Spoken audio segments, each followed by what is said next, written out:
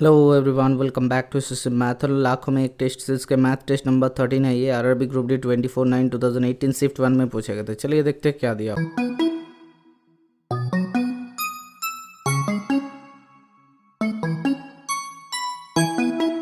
हुआ है। A barrel is filled with 4 liter and 500 ml acid. How many container with 25 ml capacity can be filled in it? मतलब देखो total कितना capacity है sir, 4500 ml। 4500 ml।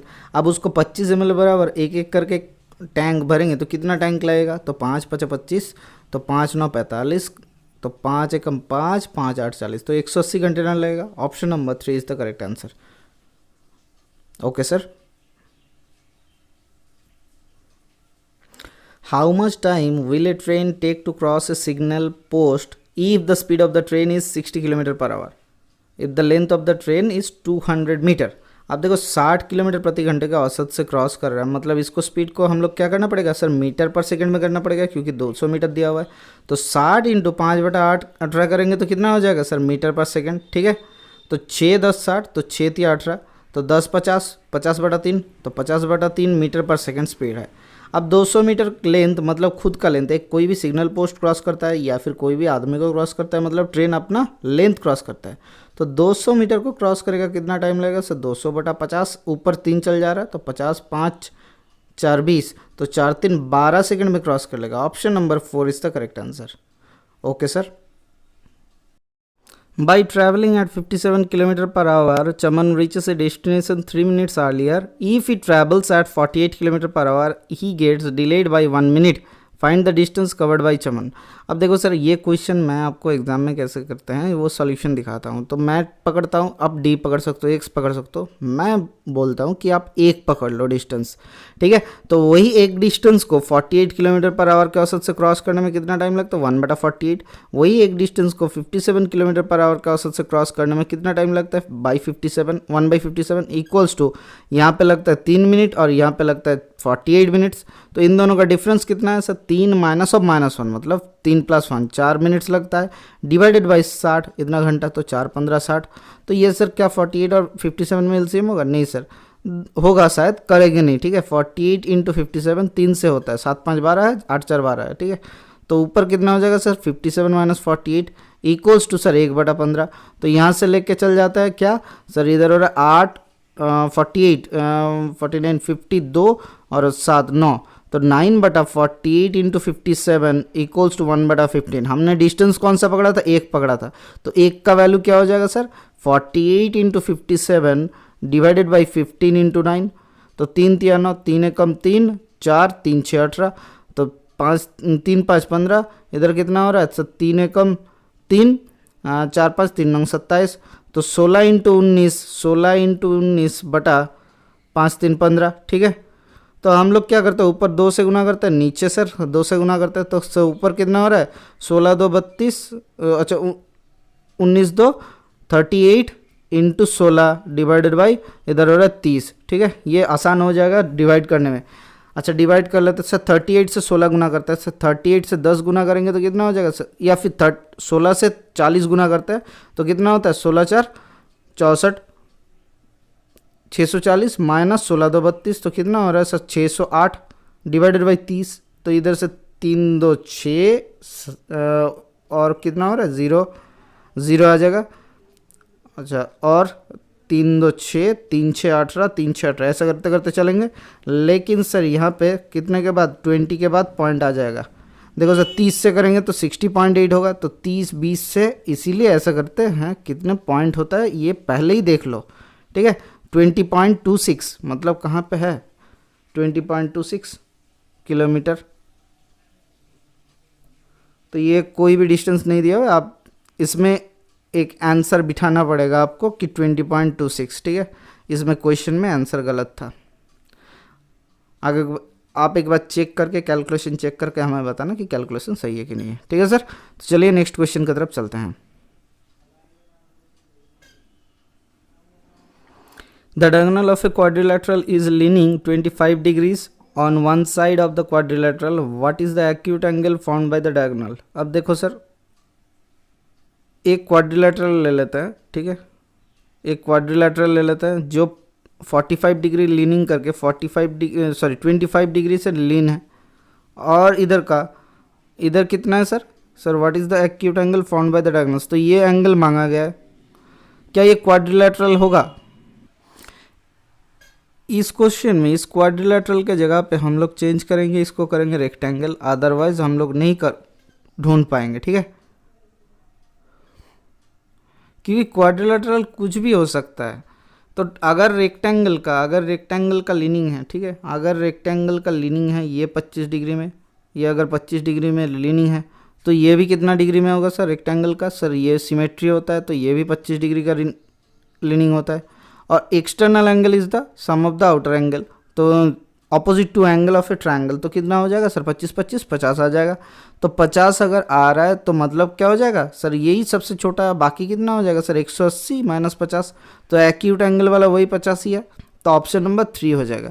लेकिन अगर ये क्वाड्रिलेटरल रहेगा तो कुछ भी हो सकता है, इसीलिए हम लोग क्या कर सकते हैं, हम लोग ये नहीं कर पाएंगे कि कौन सा वाला सबसे एक्यूट एंगल होगा या फिर कौन सा वाला, क्योंकि सिमेट्री कोई फॉलो नहीं होगा फॉर द क्वाड्रिलेटरल, किसी भी क्वाड्रिलेटरल के लिए, ठीक है सर। चलिए नेक्स्ट क्वेश्चन की तरफ चलते हैं। When square of a number is added to twice the number, the result is 3. What are the possible numbers? अब देखो कोई भी नंबर का स्क्वायर और उस नंबर के साथ एडेड करते हैं, added to twice the number, तो दुगना नंबर के साथ एडिट करते हैं, तो रिजल्ट क्या आता है 3 आता है। तो नंबर कैसे निकालेंगे सर देखते हैं, यहाँ से लिखते हैं x square plus 2x minus 3 बराबर 0। तो यहाँ से क्या आ जाएगा X square plus 3x minus x minus 3 equals to 0। तो x बराबर x into X plus 3 minus 1 into X plus 3 equals to 0। तो x equals to 1, x equals to minus 3, तो 1 और माइनस 3 हो सकता है। Option number 1 is the correct answer. Okay sir. What will be the length of the bigger piece of a wire 24.6 long, कुछ भी length दिया हुआ है, ठीक है, यहाँ पे कोई यूनिट नहीं दिया हुआ है, divided in the ratio of 12:29। अब सर ये मीटर होगा, क्यों? देखो आंसर में सभी में मीटर है, तो देख लेते हैं सर 24.6 को अगर डिवाइड करता है तो 12:29 में मतलब टोटल कितना हो रहा है 12 और 29, तो 9 2 11 41। तो सर 41 में अगर डिवाइड करते हैं तो सबसे बड़ा वाला पीस कौन सा हो जाएगा सर 29 वाला, तो इंटू 29/41 कर लेते हैं, ठीक है। तो 41 6 जार होता है, ये 41 6 जार होता है, 6 चौके 24, 6 एकम 6, तो 0.6, तो 0.6 इंटू 29 करेंगे तो कितना आ जाएगा सर देखते हैं, 9 6 54, 4 कैरी फॉरवर्ड 5, 6 2 12, 5 17, तो 17.4 is the correct answer. Option number 2 is the correct answer. Okay sir, चलिए देखते हैं नेक्स्ट क्वेश्चन की तरफ। A and B together can complete a task in 10 days. B and C can together complete it in 15 days, while C and A together can complete in 12 days. If all three of them work together, then in how many days they complete the task? देखो A और B कितना दिन में करता है sir? A and B together can complete a task in 10 days. अब 10 दिन में करता है तो A प्लस B करता है 10 दिन में, B प्लस C करता है कितना दिन में सर 15 दिन में, C प्लस A करता है कितना दिन में सर 12 दिन में। तो इन तीनों का एलसीएम ले लेते हैं तो 60 ले लेते हैं टोटल यूनिट ऑफ वर्क। 10 दिन में करता है 60 यूनिट, एक दिन में करेगा 6 यूनिट, 15 दिन में करता है 60 यूनिट, एक दिन में करेगा 4 यूनिट, 12 दिन में करता है 60 यूनिट, एक दिन में करेगा 5 यूनिट। तो 2 into A plus B plus C बराबर कितना हो रहा है 6 4 10 5 15। तो A plus B plus C एक दिन में कितना यूनिट करता है सर 15/2 यूनिट, ठीक है। तो देखो 60 यूनिट करेगा कितना दिन में सर, डिवाइडेड बाई 15/2, ऊपर चल जाएगा 2, ठीक है, 15 4 60, तो 4 2 8 दिन में। Option number 2 is the correct answer. Okay sir, तो चलिए नेक्स्ट क्वेश्चन की तरफ चलते हैं। The diameter and the slant height of a concept tent is respectively 16 meter and 5.6 meter. If the width of is to be 4 meter, then how much cloth will be required to construct? तो 4 metre with के cloth लेना है, ठीक है। अब समझने की कोशिश करो, ये कॉन्सेप्ट ही भूल जाओ पहले, कितना स्क्वायर मीटर या फिर कितना स्क्वायर यूनिट बोल सकते हो, स्क्वायर मीटर ही बोलो, क्लॉथ लगेगा वो पहले देख लेते हैं। तो ये एक टेंट है, ठीक है। तो टेंट बनाने के लिए हमें क्या क्लॉथ बोला गया है कि नीचे वाला भी क्लॉथ लगेगा, ऐसा कुछ नहीं बोला गया।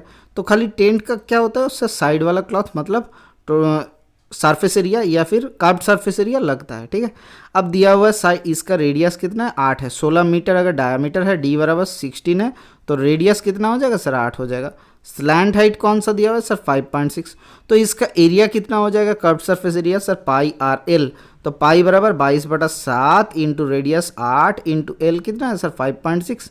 तो 7 8 56.8 8 8 64.6.4 गुना कर दिए इंटू 22, इतना है आपके लिए टोटल, इतना मीटर स्क्वायर क्लॉथ लगेगा।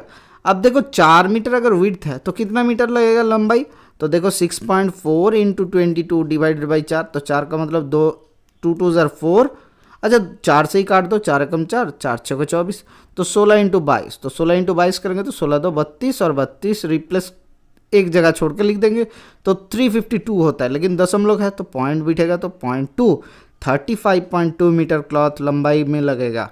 Okay sir.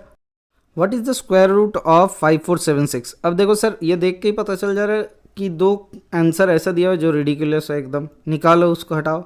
क्योंकि सर 80 का स्क्वायर कितना होता है, 8 8 6400। अब सर 66 का स्क्वायर कितना होता है, या फिर 70 का स्क्वायर निकालो, तो 70 का स्क्वायर 7 7 4900। लेकिन हमें निकालना है 5476, ये दोनों के बीच में है, तो ये दोनों ऑप्शन ही पॉसिबल है। अब पहला वाला 74 देख लेते हैं कितना होगा सर, 4 चौके 16, 7 7 49, 7 4 28, 28 2 56, 56। तो इधर कितना हो जा रहा है सर, इसको अगर जोड़ेंगे तो इसको 6 6 कम 7 9 5 14, कैरी फॉरवर्ड 1, 4 कम 5, 5476 आ जा रहा है। तो यही है answer, option number 2 is the correct answer. Okay sir. अब 76 को देखने की जरूरत ही नहीं है। अब 70 एक काम कर सकते थे और भी आसानी से हो जाता। 75 का स्क्वायर का मतलब क्या होता है, 5 5 25, 7 8 56, तो 56 25, इससे क्या बड़ा है, नहीं बड़ा है, तो छोटा है, मतलब 74 ही होना चाहिए। ठीक है, एकदम आसानी से आप देख सकते थे। ये दिमाग एग्जाम टाइम में सही नहीं रहता है, इसीलिए गलत हो जाता है। तो कोशिश करना ध्यान लगा के कि सही रखे दिमाग को और जल्दी से जल्दी क्वेश्चन कर ले। चलिए देखते हैं नेक्स्ट क्वेश्चन की तरफ।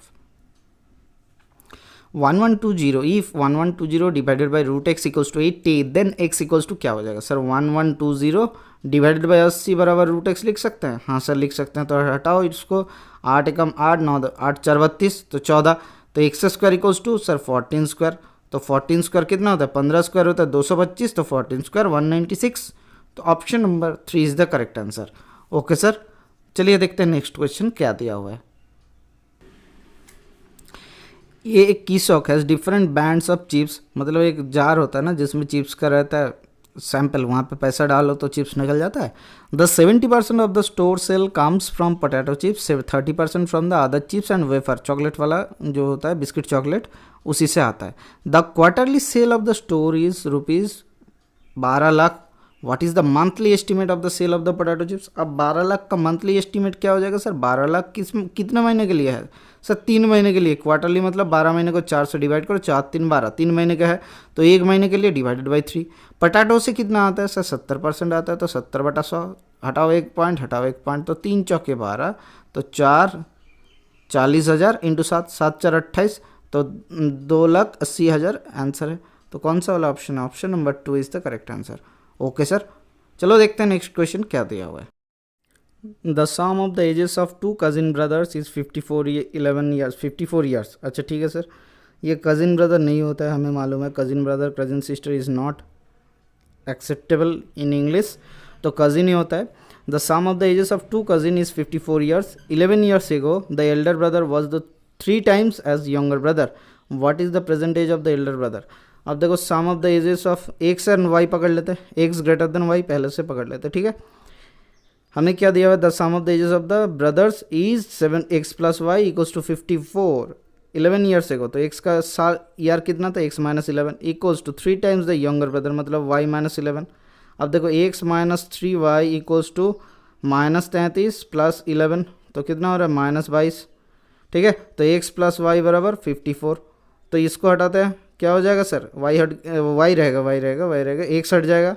जैसे ही x हट गया तो -4y इक्वल्स टू -54 और -22, मतलब कितना होता है -76।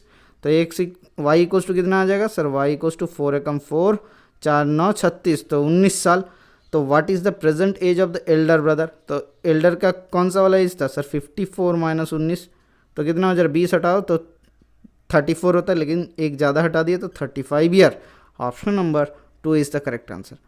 ओके सर, चलिए देखते हैं नेक्स्ट क्वेश्चन की तरफ।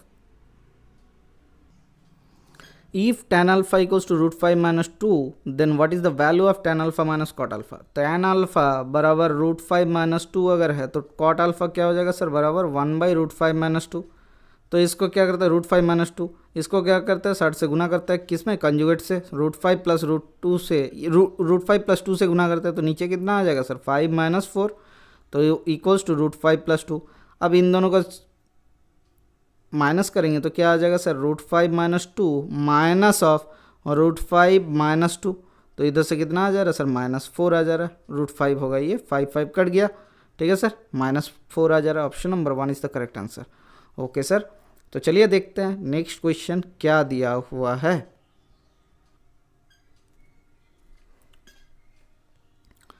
क्या मांगा है, find the square root of 0.0324। Sir हमें क्या मालूम होता है सर, 324 किसका स्क्वायर होता है सर, 18 का स्क्वायर होता है, 8 8 64, 8 एकम 8, 8 2 16, तो कितना होता है सर 324। अब 0.0 कितना के आगे पॉइंट है, 4 के पॉइंट है, तो रूट करेंगे तो कितना के आगे पॉइंट होगा, 2 के पॉइंट आगे पॉइंट होगा, तो 3.24 is the correct answer, sorry 1.8 का 2 के आगे होगा, तो 0.18 is the correct answer. Option number 3 is the correct answer. Okay sir, क्या समझ में आया आपको? देखो सर 324 का रूट होता है सर 18, ठीक है। अब पॉइंट रूट के अंदर 0.0324 दिया हुआ है, रूट के अंदर कितने के आगे पॉइंट है, 1 2 3 4 के आगे, तो रूट के बाहर कितने के आगे पॉइंट होगा, 2 के आगे पॉइंट हो जाएगा, तो 18.18 is the correct answer. Okay sir,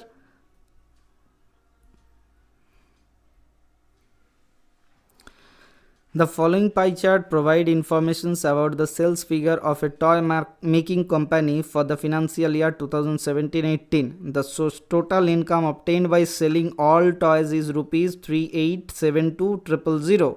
What was the income from the learning blocks? अब लर्निंग ब्लॉक से इनकम कितना है सर, 15% होता है इनकम, तो कितना दिया था वैल्यू 3872,000 से 15% निकालना है, तो 15/100, तो 100 को हटा देता है तो 15 से गुना करना पड़ेगा, तो सर 3 से गुना करो, उसके बाद 2 से डिवाइड कर दो, एक पॉइंट हटा दो, मतलब क्या समझ में नहीं आया सर? देखो 3872 को 3 से गुना करते हैं तो कितना हो जाएगा sir, 3 2 6, 7 3 21, carry forward 2, 8 3 24, 25 26, carry forward 2, 3 3 9, 10 11, तो 11616। अब 5 से गुना करना है, लेकिन मुझे 5 से नहीं गुना करना है सर, हमें टाइम लगेगा 5 से गुना करने में, लेकिन हम लोग एक प्रोसेस निकालेंगे कि 5 से ना गुना करना पड़े, तो ऊपर नीचे 2 से गुना कर देता है, तो ऊपर कितना हो रहा है सर 10 हो जा रहा है, तो 2 से डिवाइड करो, 2 5 10, 2 8 16, 0 2 8 16, 5808, और एक 10 है इसीलिए 0 हो जाएगा, तो 58080 इज़ द करेक्ट आंसर। ठीक है सर, कौन सा वाला ऑप्शन देख लेते हैं, 580800 हो जाएगा, यहाँ पे कुछ मिस हो गया सर, 2 0, 387000 था, सॉरी एक 0 ज़्यादा था, ठीक है, यहाँ पे 10 कर लेते हैं, तो यहाँ पे भी 0 होगा, तो यहाँ पे भी 0 होगा, और यहाँ पे भी 0 होगा, ठीक है, एक 0 मिस हो गया था, वो चेक कर लेना एक बार। Option number 1 is the correct answer. क्या आपको समझ में आया? किसी भी चीज़ को हम सपोज x को हम लोग 3 5 15 से गुना करने जाए, तो एग्ज़ाम टाइम में क्या होता है, प्रेशर में हमें 15 से गुना, 15 का टेबल याद नहीं है, कुछ भी नहीं है, तो एक काम कर लो ना, 3 से गुना कर लो जल्दी से जल्दी, तो 3x हो गया, इंटू 5, तो 5 से गुना नहीं करना है, कोई भी चीज़ को 5 से गुना करना है तो ऊपर 2 नीचे 2 से गुना कर दो, तो ऊपर 10 हो जाएगा, तो 3x इंटू 10, 3x इंटू 10 होगा, नीचे 2 से डिवाइड कर, 2 से डिवाइड करना आसान होता है 3x को या फिर किसी भी डेटा को। ठीक है सर, तो चलिए देखते हैं नेक्स्ट क्वेश्चन क्या दिया हुआ है।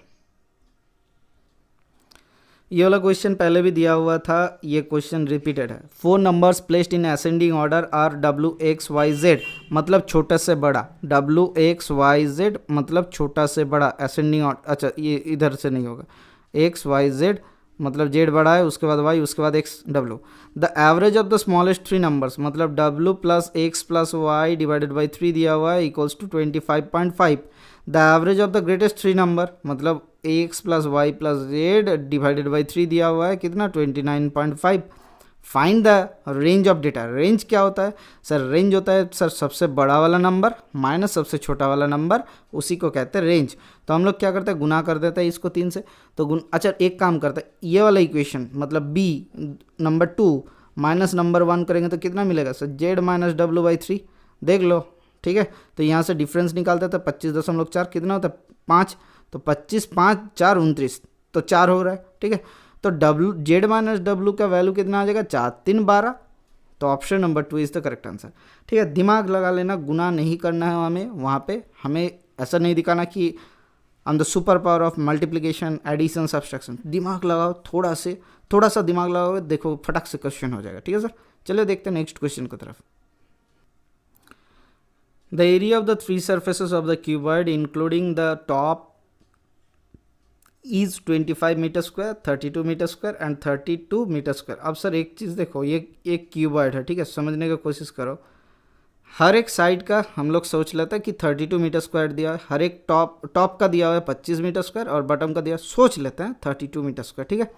अब देखो दिया हुआ है ऐसी तरीके से दिया हुआ है कि अगर हम लोग साइड्स क्यूबॉइड के ए पकड़ ले, बी पकड़ ले, और क्या और कुछ है नहीं है सर, साइड्स दिया हुआ है और दोनों साइड, अच्छा एक ए साइड पकड़ लेते हैं, ये बी साइड पकड़ लेते हैं और ये पकड़ लेते हैं, एच पकड़ लेते हैं, ठीक है। तो समझने की कोशिश करो, हमें क्या दिया हुआ है सर, ए बी दिया हुआ है, हमें क्या दिया हुआ है, बी एच दिया हुआ है, हमें क्या दिया हुआ है, ए एच दिया हुआ है।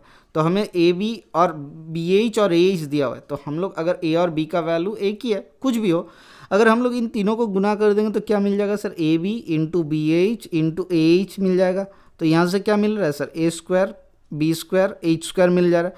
इसका अगर रूट कर देंगे तो हमें ए बी एच मिल जाएगा, जो कि वॉल्यूम है। तो सर हम लोग करते हैं रूट अंडर 25 इंटू 32 इंटू 32। अब देखो रूट 25 का मतलब 5 निकलेगा, 32 का मतलब 16 2 32 होता है, 32 का मतलब 16 2 32, तो 16 भी निकल जाएगा, 16 और क्या निकलेगा, रूट के अंदर 2 2 है, यहाँ पे 1 2 है, यहाँ पे 1 2, 16 तो निकाल लिए, तो इंटू 2 हो जाएगा। तो 16 2 32 इंटू 5 कितना हो रहा है, 5 2 10 होता है, तो 160 कर लो, ठीक है। 5 2 10 किए into 60, 160 metre cube is the correct answer, option number 3। Okay sir, चलिए देखते हैं नेक्स्ट क्वेश्चन की तरफ। ये क्या दिया हुआ है, 162 divided by 51 minus 29 minus 9 minus 6 plus 7, ऊपर दिया हुआ है बार।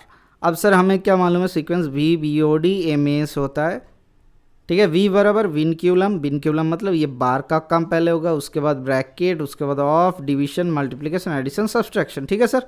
तो चलिए इस सीक्वेंस में हम लोग करने की कोशिश करते हैं। तो ये दोनों पहले हो गया, 6 और 7 12 एकदम 13, 9 माइनस 13 मतलब सर -4, माइनस बाहर आएगा तो क्या हो जाएगा, प्लस हो जाएगा, तो 29 प्लस 4 मतलब 33। तो 51 से 33 हटाएंगे तो कितना हो जाएगा, 3 8 11, 3 एकम 4 एकम 5, तो 18। तो 162 डिवाइडेड बाई 18 कितना होता है सर, हमें नहीं पता है। 6 2 8 एकम 9, 3 से 11, 3 6 18, 3 5 15, 3 4 12, तो 6 9 54, तो option number 4 is the correct answer.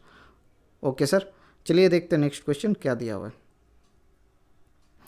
इस क्वेश्चन में भी हमें सिंप्लीफिकेशन का ही क्वेश्चन मिला है। 109 डिवाइडेड बाई 20 ऐसा करके करके जा रहा है, ऊपर बार दिया हुआ है, तो बार का पार पहले होगा, क्यों, क्योंकि हमें मालूम है sir V B O D M S होता है सीक्वेंस, ठीक है सर।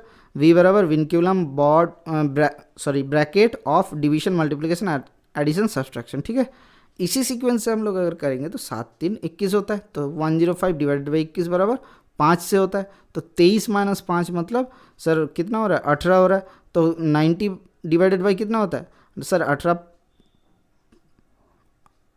5 90 होता है, तो 5 से डिवाइड हो गया 90 को, तो 5 22 माइनस 5 करेंगे तो कितना हो जाएगा सर, 22 माइनस 5 करेंगे तो 17 होता है, 22 माइनस 5 5 7 12 17 होता है, तो 119 डिवाइडेड बाई 17 करेंगे कितना होता है सर, 17 7 से होता है, तो option number 4 is the correct answer, ठीक है सर। चलिए नेक्स्ट क्वेश्चन की तरफ चलते हैं। There are 20 girls in a school. If one of the girls whose age is 18 years is exchanged with another girl, then the average age of the girls become less by 2 months. What is the age of the new girl? देखो sir ये तो आप गुना कर सकते हो कि 18 से minus कर दो, लेकिन हो जाएगा। लेकिन सर एक चीज़ सोचो, ठीक है, कि 20 गर्ल्स का एवरेज एज कितना घटा, 2 महीना करके कितना घट गया sir, into 2 month divided by 12 साल, तो 2 छक्के 12, 2 3 6, 2 10, तो 10/3 साल घट गया, ठीक है।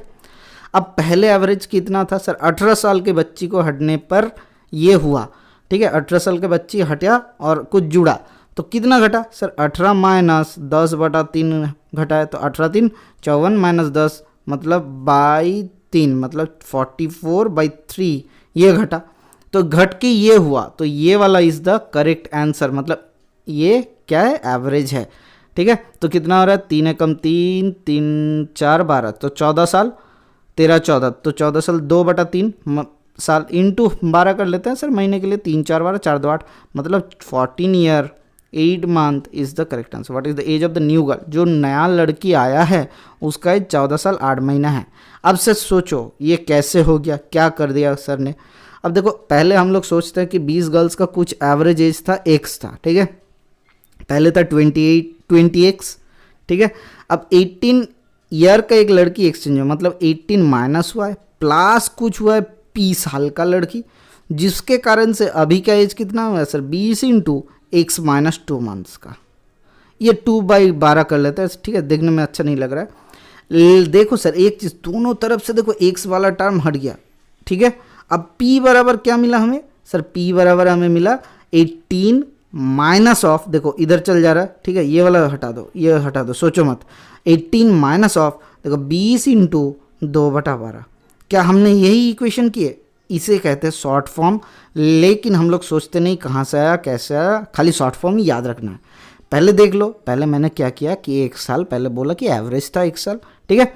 तो 20 साल के बाद 20 साल वाला 20 लड़की का एवरेज कितना हो गया 20x माइनस 18 कौन सा था सर 18 ईयर्स 18 वाला, ठीक है। 18 वाला लड़की एक्सचेंज हुआ, मतलब घट गया उसका एज 18 साल। हम लोग सोचते हैं एक लड़की के एज पी एज है जो जिसको जुड़ा गया है, उसी लड़की के what is the age of the new girl वही तो मांगा था, तो हम लोग पी जोड़ दिए। इससे क्या हुआ, अभी एवरेज कितना घटा सर 2 महीने घटा, तो x माइनस 2/12 कर दिया, साल के लिए 2/12 कर दिया, ठीक है, इंटू 20, क्योंकि 20 लड़की का ही तो एवरेज होगा, क्योंकि एक भी लड़की तो मिसिंग नहीं है, तो टोटल दोनों का इक्वल हो जाएगा। हाँ सर इक्वल हो जाएगा, तो इक्वल कर दिए, p बराबर 18 माइनस ये। तो हम लोग क्या किए, पहले ही यही निकाले थे कितना घटा, 20 जने लड़की का कितना घटा 2 महीना करके वो निकाल लिए थे। अब 18 से जितना घटा उसको घटा देंगे तो वही न्यू लड़की का मिल जाएगा, तो वही था शॉर्टकट और कुछ नहीं, फंडा यही सेम चीज़ है। हम लोग वही लेंदी प्रोसेस को करते हैं, खाली ये दोनों 20x को हटा दिए पहले से ही। ओके सर, देखते हैं नेक्स्ट क्वेश्चन क्या दिया हुआ है। Rishi sold a pair of shoes for 2059 at a profit of 16%. What is the cost price of the shoe? अब देखो कितने में सेल किया गया है सर 2059 पे सेल किया गया, मतलब ये सेलिंग प्राइस है। अब सर 16% प्रॉफिट का मतलब क्या होता है, 16% का मतलब होता है 4/25। प्रॉफिट हुआ है मतलब सर 25 रुपये के सामान को सर 29 रुपये में बेचा गया। क्या सर 29 के बराबर क्या दिया हुआ है सर 2059, क्या 25 रुपये को निकालना है, हाँ सर सीपी निकालना था कॉस्ट प्राइस, तो 25 बराबर हमें क्या मिल जाएगा 25 equals to 2059 divided by 29 into 25, तो 29 से काटो तो 29 7 से जा रहा है, ठीक है, 71 कैसे आया सर 2059 देखो 29 7 9 7 63 कैरी फॉरवर्ड 6, तो 7 2 14 6 20, ठीक है, तो 3 2 9 29 एकम 29, ठीक है, तो इसीलिए 71 के, तो 71 से 25 को गुना करेंगे, नहीं सर हम लोग क्या करेंगे 100 से गुना करते हैं 4 से डिवाइड करते हैं। क्या किए सर ऊपर नीचे 4 से गुना कर दिया, तो 25 4 100, नीचे 4 है, तो 71 को 4 से डिवाइड करेंगे तो 4 एकम 4 5 6 7 4 7 28 29 30 31 4 7 28 29 30 20 4 5 20, तो 1775 इज द करेक्ट आंसर। कौन सा वाला option number 4 is the correct answer. Okay sir, चलिए देखते हैं नेक्स्ट क्वेश्चन क्या बताया गया है।